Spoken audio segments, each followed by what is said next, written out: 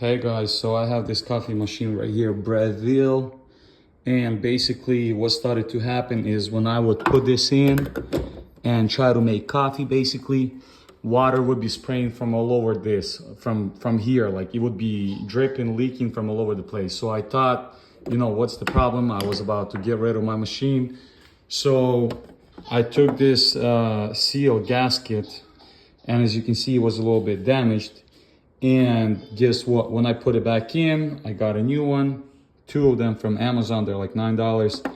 It would still do the same thing. So I watched a lot of videos and they said, this piece right here, I guess from using it so much, there's like 4 bolts here that hold it down. I guess they loosen up with time, and it's not tight enough. When you lock it in place and hit the button, whatever you use, it still allows the water to escape. It doesn't go through here only, and it would be spraying through from the outside of this piece.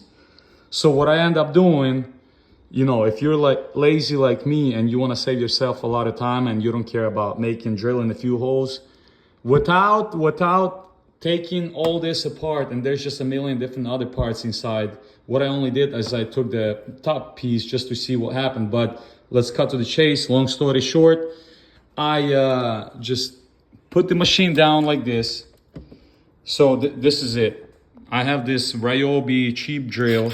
This is what I use at home with the broken, what is this? This piece. Anyway, what I did, I just put it like that, drilled a few holes. Sometimes you miss, just go with another one until you see the screw. And check this out. So there's one, it's a plus screw. There's another one, you can see I missed a few spots, but I found them. There's another one, so there's 4 in total. You just use a plus screwdriver. I did about two circles, or half a turn, 2 turns. I tightened all of these. They were all loose, by the way.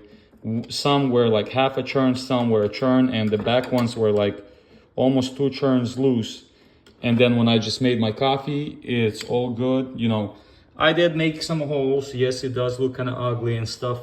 But hey, it still makes me coffee, and I did not have to take everything apart, because if your machine is as old as mine is about 2 years, all these little screws and everything, they start to rust from water. And it's just a bunch of headache to be taking all this apart. And to take it to a shop, I'm pretty sure they will charge me like $150 or something. So what I did is just a drill.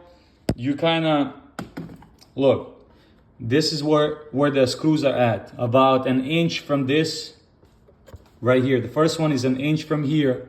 The second one, you kind of have to guess, drill a few, places until you see it. And then this one is about an inch from this piece right here.